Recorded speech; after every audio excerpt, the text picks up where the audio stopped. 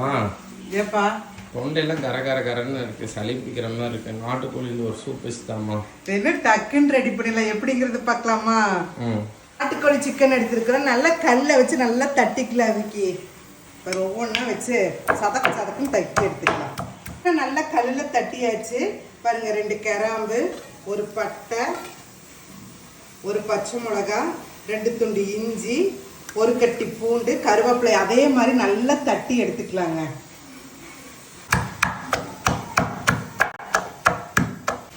ஒரு ஸ்பூன் மிளகு, ஒரு ஸ்பூன் சீரகம். சிம்பிள் தாங்க, டேஸ்ட் நல்லா இருக்கும். குழந்தைங்கன்னா பச்சை மிளகாயே போடாதீங்க, இது மட்டும் போட்டு கொடுத்தீங்கன்னு வச்சுக்கோங்க, ஒரு சூப் ஒரு கப்பு குடிச்சா அந்த சளி பறந்து போயிருங்க.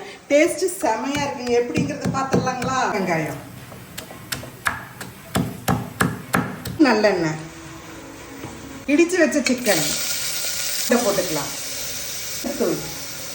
உப்பு, 2 டம்ளர் தண்ணி ஊற்றி 5 விசில் போட்டு எடுத்துக்கலாம்.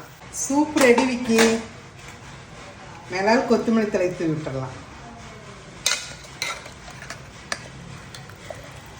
சூப்பு ரெடி ஆயிடுச்சுங்க. வேணுங்கிறவங்க பெப்பர் மேலால தூவி விட்டுக்கலாம். Soup taste பார்த்துடலாங்களா?